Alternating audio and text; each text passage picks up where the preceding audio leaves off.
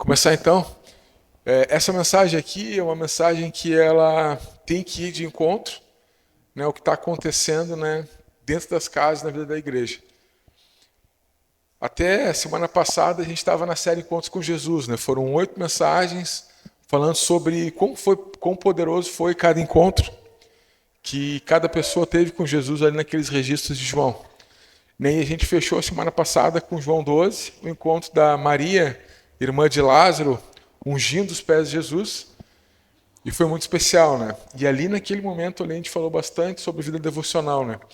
Que a nossa vida devocional é o nosso perfume, né? Que a nossa vida devocional é o nosso nardo puro, né? Que nós derramamos diante de Jesus, né? Que a nossa vida devocional é o perfume, né? Que deixa a nossa casa, né? Com uma outra atmosfera.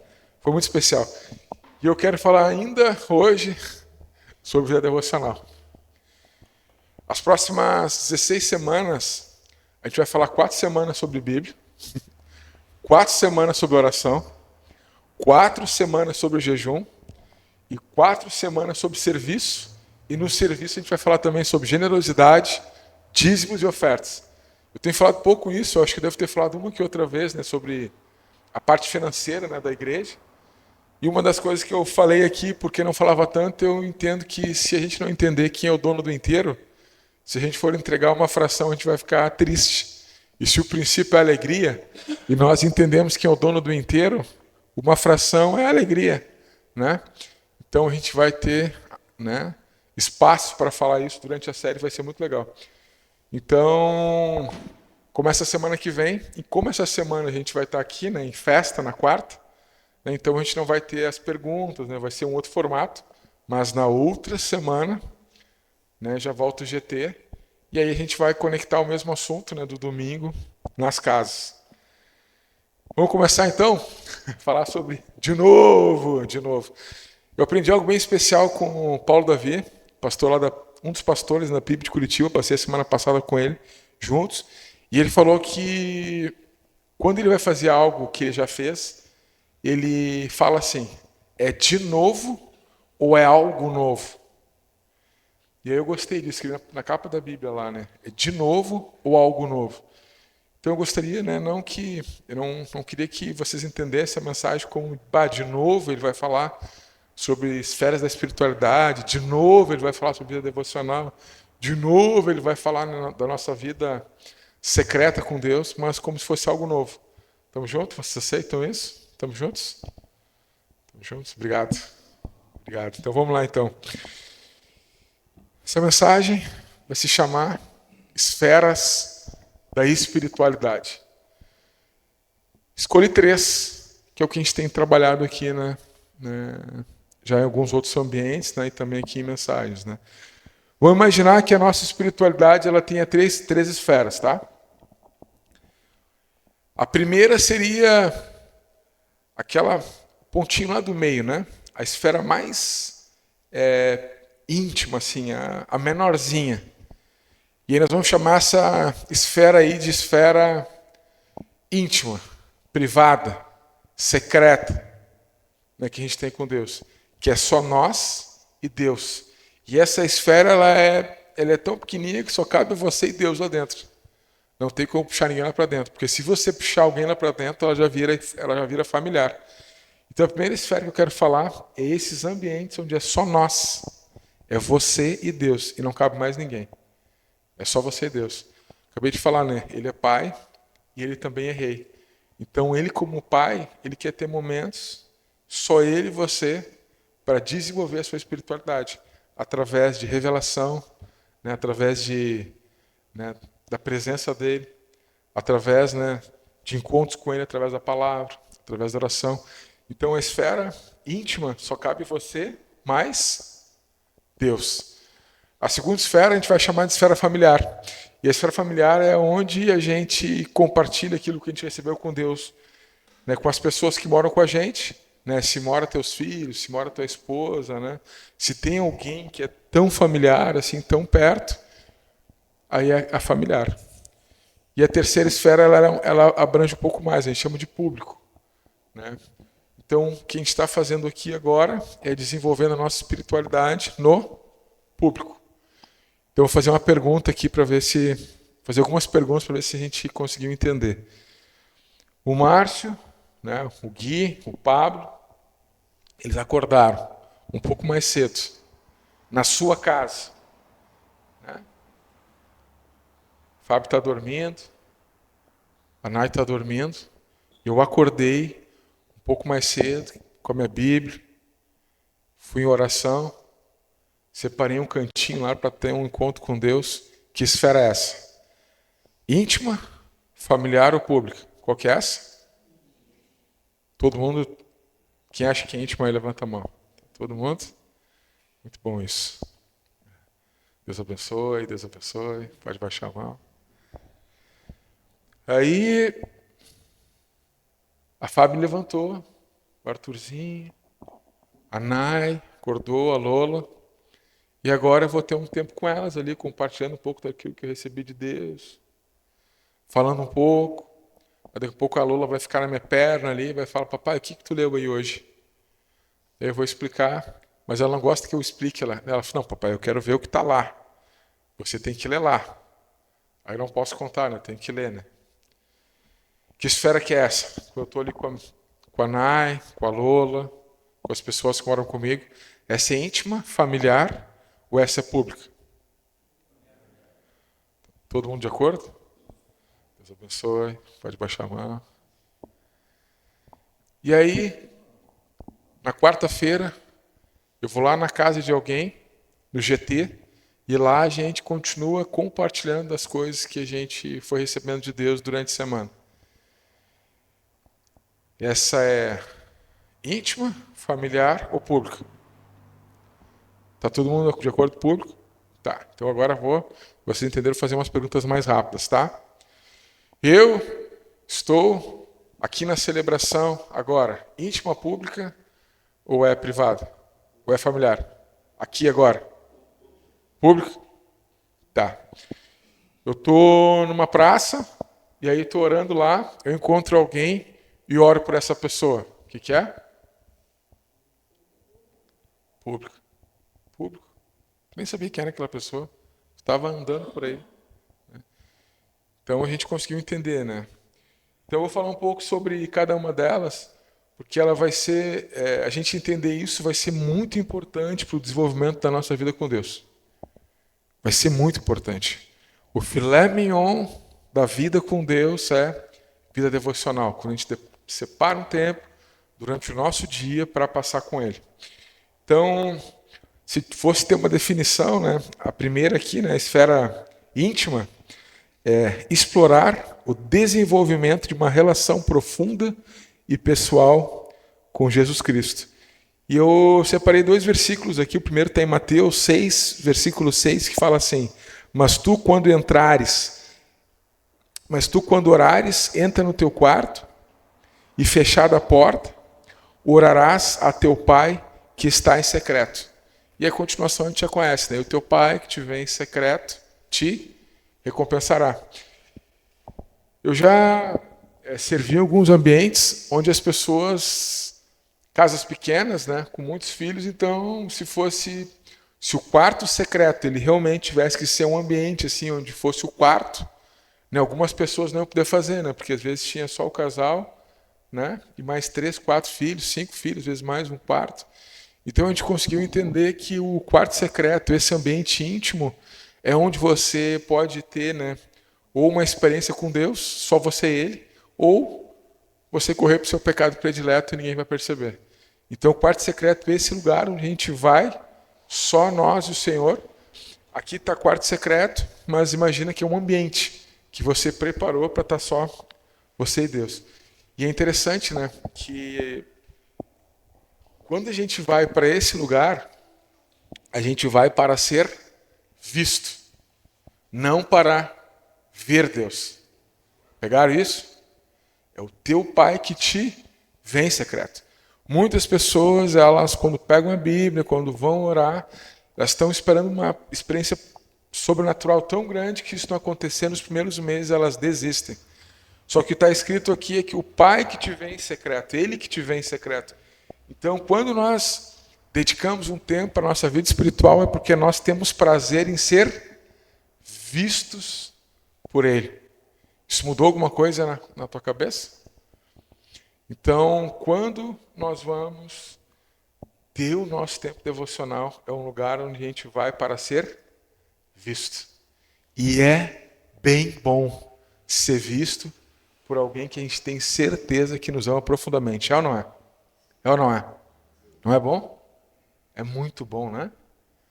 Então, a nossa vida devocional, ela parte de uma intenção, é um culto racional, é uma vontade. E Deus deu 24 horas, então a gente tem muitas horas no dia, né? A gente dorme 8, trabalha 8, sobra 8. E dessas 8 que sobram, eu te convido, te desafio, né? Começa, quem sabe, com 30 minutos, separa uma hora 30 minutos, 20 minutos. A oração e esse tempo que a gente tem com Deus no quarto secreto não é uma... A gente fica imaginando assim, como é que é a vida do Felipe lá no quarto secreto? Como é que é o Márcio? Será que ele passou uma hora falando sem parar? Como que é isso, né? Vou dizer para vocês que às vezes eu tenho muita coisa para falar para ele. Muita coisa. Às vezes eu estou com tanto pedido, com tanta gente que me pediu oração, que eu falo muito. Mas tem dias assim que eu só vou lá e choro, não falo nada. Sabe quando tu senta num banco de praça com alguém que tu ama demais, e aí daqui a pouco tá um silêncio. E é bom, né? Tu sai dali se sentindo muito bem. Porque quem estava perto ali, né? Perto, tu ama demais. Isso faz muito bem para nossa alma. Então essa é a esfera secreta, a esfera íntima. Jeremias 29, capítulo 13, capítulo 29, versículo 13, fala assim: buscar-me-eis e me achareis quando me buscares de todo o coração. Muitas perguntas que eu tenho escutado, né, durante a minha vida cristã é a seguinte: por que, Márcio, eu não estou andando lá na Marechal Floriano e lá no meio da Marechal, entre olhar uma vitrine e outra, Deus não fala comigo? Por que tem que ser um ambiente assim, às vezes, tão reservado, tão especial, né? Por que eu tenho que parar a minha vida para ter esse encontro com Ele? Por que já que Ele sabe que eu amo, né? E simplesmente eu poderia estar fazendo qualquer outra coisa e Ele vai e fala tudo. A gente sabe que na prática não é assim que funciona nem na nossa casa, com os nossos filhos. Nossa casa, os nossos filhos não acontece assim. Quando eu quero ter uma conversa bem especial, uma revelação, uma orientação para a Lola, não vai ser lá no meio da Marechal Floriano. Não vai ser. Vai ser em casa. Um ambiente calmo, regado de amor, de cuidado. Então a gente pode promover esse ambiente em casa quando a gente vai chegar até ele para desenvolver a nossa espiritualidade. Tem um dos dentistas, né, que virou amigo meu, que eu tinha lá em Porto Alegre, um dia ele me perguntou isso, ele falou assim: Márcio, olha, eu estou buscando Deus, e ainda eu não encontrei. E agora, continuo ou desisto? E aí eu perguntei para ele o que ele queria sentir, né? Tu quer sentir um arrepio, cara? Tu quer sentir uma voz? Tu quer sentir a tua cortina mexendo? Tu quer que as luzes pisquem? O que tu quer sentir, cara? O que tu quer de Jesus? Né? O que tu espera? E eu falei para ele: olha, o que eu tenho certeza é que ele ouve um coração contrito. O que eu tenho certeza é que em todos os momentos que tu dedicou com esse coração, ele te viu. Isso eu tenho certeza. Aí agora, o jeito que ele está se manifestando e a gente não está entendendo, é isso aí, de repente pode demorar um tempo mesmo. Se tu for inteligente, não desiste. Deu para pegar como é que funciona a parte secreta? É você e Deus, e cabe mais quem lá? Ninguém. Tu vai lá para ver um monte de coisa ou tu vai lá para ser visto? Tu vai para ser visto. Alguns dias vai acontecer de ver alguma coisa diferente? Alguns dias pode acontecer. E vai ser demais, mas é raro. Não é? Vai acontecer algum milagre? Você vai estar orando lá e vai ouvir a voz dele? Vai acontecer, mas não é todo dia. Se for, olha, com bastante recorrência, você é muito abençoado. Deus está ouvindo seu coração. Mas a gente sabe, eu digo por mim, que tem vezes que é mais raro. A segunda esfera é familiar, né? É um relacionamento espiritual com os nossos próximos. Se eu pudesse dar uma definição, eu botei aqui, ó, abordar a importância da espiritualidade na dinâmica familiar e com pessoas próximas. Aí eu peguei 2 textos aqui, o primeiro é Provérbios 22, 6, que fala assim: educa a criança no caminho que deve andar, e até quando envelhecer, não se desviará dele. Então nós somos uma igreja madura, nós sabemos que a responsabilidade, né, de levar os nossos filhos até Jesus é nossa. A igreja, ela apoia, ela coopera, ela serve, mas é pouco tempo aqui para a criança descobrir tudo de Deus, né? Então, nós entendemos que quando nós temos filhos, os nossos filhos, eles recebem, né, de Jesus através de nós, na nossa casa. E lá que a educação acontece. É a mesma coisa que tu ficar mandando para a escola e o teu filho começar a ter um comportamento estranho e tu começar a cobrar dos professores, né? A escola ensina, quem educa somos nós. Então, dentro dessa esfera familiar, é interessante assim, né, que a gente gere convites para os nossos filhos e eles percebam também que há uma porta aberta, disponível para estar com a gente. E é interessante que os nossos filhos, eles são apaixonados por aquilo que nós somos apaixonados. Os nossos filhos, eles amam aquilo que a gente ama. E se tem alguma coisa que não te faz falta, também não faz falta para ele. Os teus filhos só sentem falta daquilo que faz falta para você. Isso é sério, não é? Exatamente isso, né? Se começar a sentir que o teu carro está ruim, que o teu carro é feio, o que teu filho vai sentir? Tem hora de trocar de carro, né? Eu falei para a Lola que eu estava abastecendo num posto que concorria a uma Toro, uma Fiat Toro, e aí a Lolinha já estava quase entendendo que o nosso carro já não tinha mais o que fazer, né? Precisava de uma caminhonete. Aí passa uma caminhonete e ela fala assim: é aquela ali, papai? É tipo aquela ali, papai? Eu falei: filha, se Deus quiser mandar, eu vou vender, vou pegar uma mais barata. Transformar em uns 3 carros nessa. Eu falei: não, filha, isso aí é só para orar, para ganhar de brinde. Não, a gente nem tem condições de ter esse carro. Mas a gente sabe que as nossas paixões, aquilo que a gente gosta, aquilo que a gente vai atrás, os nossos filhos, naturalmente, eles vão atrás. Sim ou não? É isso, né? Quem tem mais filhos sabe disso. Então, a nossa paixão por Jesus e a nossa vida devocional vai ser um grande termômetro para que os nossos filhos sejam apaixonados, tenham interesse ou não. A Lolinha ouviu umas conversas, né, na família, que alguém estava gordo. Ah, o fulano está gordo. Ah, mas a mulher dele também está gorda. Começaram a falar, ela ouviu isso, ela estava perto. E aí eu tinha falado para ela: filha, assim, ó, se quiser falar que a pessoa é bonita, é linda, fala, mas gordo. Esse dia também, a gente estava jantando assim num lugar e ela olhou o cabelo de uma mulher que ela não gostou. Ela falou: papai, esse cabelo dela é muito feio. Aí eu olhei assim, eu vi que era feio mesmo. A gente estava na fila ali da Clipe, tinha uma senhora assim atrás, uma jovem senhora. Eu falei: papai, olha como ela é gorda. E aí eu chamei ela, né? Eu falei: filha, a gente elogia as pessoas. Tem coisas até que chamam a atenção, mas se a gente falar isso para a pessoa, ela não vai ficar feliz. Ainda mais desse jeito aí. Então eu quero te ensinar. Cada vez que tu vê alguém lindo, alguma coisa bela, alguma coisa bonita, tu pode falar. E se tu for falar alguma coisa, filha, que tu não sabe como a pessoa vai entender, tem gente que não gosta. Tem gente que gosta. Então, e aí agora ela, toda vez que ela vê assim uma pessoa mais gordinha, ela fala assim: papai, é gordinha, mas eu achei bonito. Posso falar? Pode falar, filha. Pode falar para a pessoa que ela é bonita. Então, quem vai regular isso? Os nossos filhos, eles não nascem racistas. Os nossos filhos não nascem gordofóbicos. Não é verdade? Os nossos filhos não nascem. Se eles amam alguma coisa, é porque nós amamos isso. Então, dentro da esfera familiar, é um grande termômetro da nossa vida devocional, para que os nossos filhos se apaixonem também. E eu trouxe outro texto também, né? Efésios, capítulo 5. No capítulo 5 está em Colossenses também. Colossenses está bem parecido, que fala o seguinte, né? Fala que os maridos, eles devem amar a esposa como Cristo amou a igreja. O que significa isso? Que os maridos, eles devem se esforçar, né? A grande glória de um homem de Deus é que, se ele tiver que morrer pela esposa, ele vai morrer, assim como Cristo morreu pela igreja, começando pelo ego, e vai servindo. Então, um termômetro da nossa vida devocional em casa, na escala familiar, é o quanto também a gente está disposto a se entregar para a nossa família.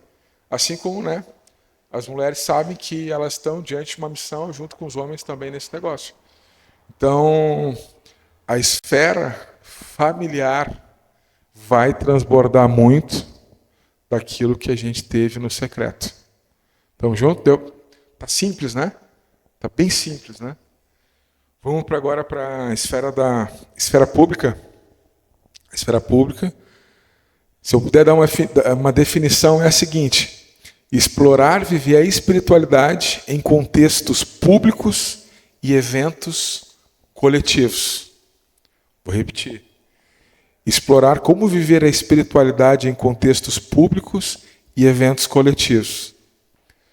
Agora, dia 3 de abril, 6 de abril, a gente vai ter o Old School Day na cidade, né? É um evento muito legal, foi ano passado. Fecham aqui algumas ruas, tem exposição de carros, tem banda, tem tudo. É muito legal. Como Santa Cruz faz bem festa, né? Faz bem feiras e tudo. E nós fomos convidados à nossa igreja, né, para a gente tocar lá. Então vai ter uma banda aqui da igreja chamada Quarto Secreto, muito a ver com vida devocional, né? Quarto Secreto, que vai estar tocando lá. Possivelmente, né? A gente vai estar lá como igreja, tem um ambiente ali onde a gente possa dar alguma informação, a gente vai fazer alguma coisa como igreja. Essa esfera da espiritualidade é qual? É pública. Então a gente precisa aprender a viver a nossa espiritualidade em contextos públicos e eventos coletivos. A nossa espiritualidade ela não para. Na semana passada eu falei aqui, né, a gente falou sobre a mulher, né, que derramou lá o nardo puro, né, que a gente tem que aprender muito com a devoção daquela mulher. A nossa adoração ela não deve parar. Quando a gente interrompe a nossa devoção, a nossa adoração ela para. Então, quando a gente busca Deus em todo o tempo, não é pelo fato de eu estar num evento coletivo que eu tenho que interromper o desenvolvimento da minha espiritualidade. Ela precisa continuar. Só que a espiritualidade ela não começa no público e vai até em casa. O grande problema da igreja dos anos 80 era esse, né? No domingo tá todo mundo aqui é anjo. Tu olha assim, o marido assim, meu Deus, tá toda a mulher assim, do melhor jeito, né? Pá. Tu olha assim e tu pensa, meu Deus, eu quero ser que nem aquele cara. Aí chega em casa, o cara dá na mulher. Isso era a igreja dos anos 80, né? A mulher também, né? Pô, chegava assim, bah, eu amo esse cara, ele é lindo, não sei o que. Aí chega em casa, chama o cara de tudo quanto é nome feio. Essa era a igreja antiga. Não é de fora para dentro. A espiritualidade ela é de dentro para fora. Não é botar o paletó de domingo, né, e parecer alguém melhor do que durante a semana. Isso não tem nada a ver. Isso não funciona. A gente vê que na prática isso não funciona. É de dentro para fora. 2 textos que eu peguei aqui, tem muitos textos, né, que falam sobre a parte de exemplos, né, da nossa parte. Só no Novo Testamento tem mais de 40 vezes, né, falando coisas uns aos outros, né, que são coisas coletivas. Mas eu peguei 2 que chamam muita atenção, que é Mateus 5,16 e o Atos 2,47. Mateus 5,16 é o seguinte, né? Assim resplandeça a vossa luz diante dos homens, para que vejam as vossas boas obras e glorifiquem ao nosso Pai que está no céu. Então, muito que as pessoas não conhecem de Jesus é porque elas não veem na gente, né? Então, a gente se importar na escala da multidão, né, na esfera pública, também ajuda que as pessoas elas encontrem um pouco de Jesus na gente, né? E outro texto e todos os dias acrescentava o Senhor à igreja aqueles que iam sendo salvos. Tá? Em Atos capítulo 2, versículo 47. Então a gente percebe que lá no início, a igreja ela tinha um envolvimento tão grande assim, tão grande com ela mesma, que ela caía na graça do povo. Então tudo aquilo que acontecia no público ali, acabava trazendo as pessoas para mais perto de Deus. Era tão lindo o que a igreja estava vivendo no público, que aquilo era suficiente para que as pessoas olhassem aquilo, achassem interessante, achassem agradável e as pessoas elas querem lá. Já escutaram alguma vez alguém falar assim, meu Deus, se aquele cara vai numa igreja, eu nunca vou querer ir naquela igreja. Alguém já viu alguma conversa assim? Ah, não, se aquele cara é pastor de uma igreja, eu nunca vou querer ir lá. Alguma coisa no público aconteceu. Não foi no privado, porque senão ninguém saberia, e não foi na familiar, porque às vezes a família é coberta. Foi alguma coisa no público. Alguma coisa no público. Então eu quero te dizer que todas elas são importantes. Mas tu ficar cuidando só que os outros pensam, cara, tua espiritualidade ela vai minguar. É a mesma coisa que ir na academia um dia por semana. Vai ser bom? Vai. Vai ser especial? Vai. Melhor do que fazer outras coisas. Mas o resultado, né, perto de alguém, né, que vai todo dia, vai ser bem diferente. Bem diferente. Então a gente, como uma igreja aqui, familiar e simples, não é um lugar da gente ficar medindo a espiritualidade dos outros, tá bom? Ficar achando assim, bah, aquele lá jejua, aquele não jejua. Aquele lá tem vida devocional, aquele não tem. O que a gente faz? A gente mergulha na nossa, e quando a gente entender que a gente precisa ajudar alguém, a gente vai lá e derrama na pessoa. Porque senão pode acontecer, daqui a um pouco a gente está tentando falar de vida devocional para as pessoas e a nossa mingou, morreu. Vamos finalizar então? Primeira esfera, a esfera íntima. Eu gosto do nome mistério, né? Mistério. A esfera secreta. Só cabe quantas pessoas lá dentro? Oi? 2. Você e Deus. Na pessoa de Jesus, pelo Espírito Santo. Só você cabe lá dentro. Então não desperdice. Dedica tempo. A minha sugestão, eu sei que quase ninguém marca nada, né? 4, 5 da manhã. Então eu gosto de acordar bem cedo e já fazer nesse horário, porque não tem muitas interrupções, né? Não tem tanto barulho, está mais fresquinho, é um tempo bom. Tenha criatividade, mas não deixe de fazer, né? O seu tempo com Deus. A familiar. Eu tenho conseguido investir um tempo com a Lolinha ali no colo, contando para ela das histórias de Deus. Ela já conhece algumas histórias. Tenho ensinado, né? Através da oração, né? Através de algumas coisas que a gente conversa ali de manhã. Normalmente acontece ali umas 8h30 da manhã, quando a gente está tomando o nosso café da manhã. A gente tem um texto do mês, às vezes tem alguma história do mês, e algumas épocas, né, tanto como Natal e Páscoa, aí são 40 dias. Natal são 20 dias mais ou menos ali, né, só sobre o Natal. E agora a Páscoa a gente está 40 dias, né? 40 dias antes da Páscoa. Então agora, se for lá em casa, se vocês forem tomar café comigo e tiver a Lolinha lá junto, tiver a Nai, possivelmente vai ser um texto lá do C.S. Lewis, 40 dias da Páscoa. É o nosso devocional familiar. É o jeito que a gente dá manutenção à nossa família. E a esfera pública, eu estou indo num GT, que está muito bom. Estou vindo aqui, está muito especial. Mas também entendo que os meus vizinhos ali, né, todos eles querem ver Deus na minha vida. Na verdade, a alma deles quer ver Deus na vida de qualquer um. Mas como discípulo de Cristo, eu gostaria de ter esse privilégio. Que eles vissem, né, na minha vida. Eu gosto de andar bastante na cidade, para cima e para baixo. Eu gosto de chegar rindo, gosto de fazer bagunça, gosto de fazer um agito. E eu gostaria muito que as pessoas, assim, através, né, de estar vendo, né, o jeito que eu falo, que eu faço, o jeito que eu lido com as coisas, que elas possam também ter uma experiência com Deus, né?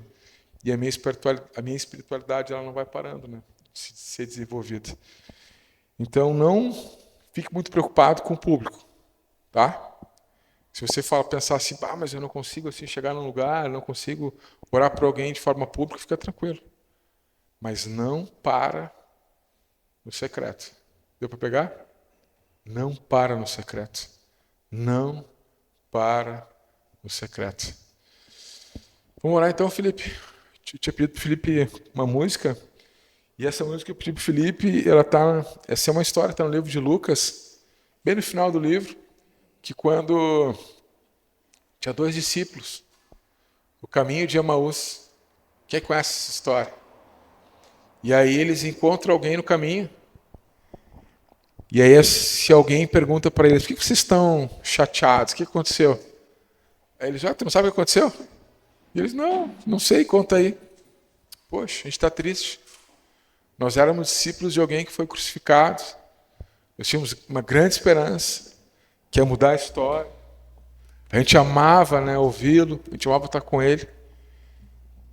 E aí, esse alguém, então, conte-me mais sobre isso. E eles foram, chegaram até a mesa. E lá, durante a refeição, sabe quem que era esse alguém? Quem que era? Era Jesus. Eles estavam andando com Jesus ali, mas o reconheceram na mesa. Na mesa. Quero pedir uma coisa para vocês. Não é uma recomendação, nem uma lei, tá, dona Karen? Quero pedir uma recomendação, assim, um convite. Tenham experiências à mesa. A mesa vai facilitar bastante a esfera familiar. Se fizer uma refeição na mesa, ali tem muito alimento que gera ao redor da mesa. Né? A comida não está só em cima, né? A comida está ao redor. Mais importante é o que está ao redor do que está em cima, porque às vezes o que está em cima não é o que tu gostaria. Né? Tá mais simples às vezes. Né? Ou o tempero não é o bicho, mas é o que é ao redor. Então eu queria te pedir assim, ó, em nome de Jesus, ativa a tua mesa. Tenho usado bastante a mesa lá em casa, para mim é secreto também, eu sento ali à mesa e às vezes é um banquete ali. Então, a gente tem um código lá em casa, que o lar forma e a mesa conecta. Pega esse código. O lar forma. Sabe que a Lolinha já está sendo formada pelo que acontece dentro de casa. Mas muitas vezes o que conecta nosso coração é onde? Lá na mesa. 2 discípulos caminhando com Jesus na rua, entristecidos e não perceberam. Sentaram na mesa, se conectaram. Era ele estava aqui com a gente, aí ele desaparece. Quando a gente cantar essa música aqui, eu gostaria que vocês cantassem nessa dimensão. Ele está conosco, mesmo que algumas vezes a gente não perceba. Convida ele para sentar nas mesas onde você senta. Isso é profundo, né? Às vezes a gente senta e a gente quer só saciar, né, o apetite. Eu quero para vocês que se a nossa alma ela estiver saciada, o restante é muito mais simples. O lar forma, a mesa conecta. Te encorajo, nem é um desafio, te encorajo. Ativa a tua mesa. Quanto mais tempo tu conseguir passar com a tua família na mesa, fazendo refeições, falando a respeito de Jesus, falando a respeito daquilo que ele tem feito na tua vida. Eu sei que o gaúcho ele usa muito chimarrão para fazer isso, né? Às vezes teus filhos não tomam chimarrão, às vezes a tua mulher não toma. Então te convido a fazer isso à mesa. Eu quero dizer para vocês que muitas das coisas mais especiais que eu vivi aqui em Santa Cruz foi, né, sentando na mesa, né, de alguns de vocês aqui. Que Deus abençoe. Íntimo, familiar e público.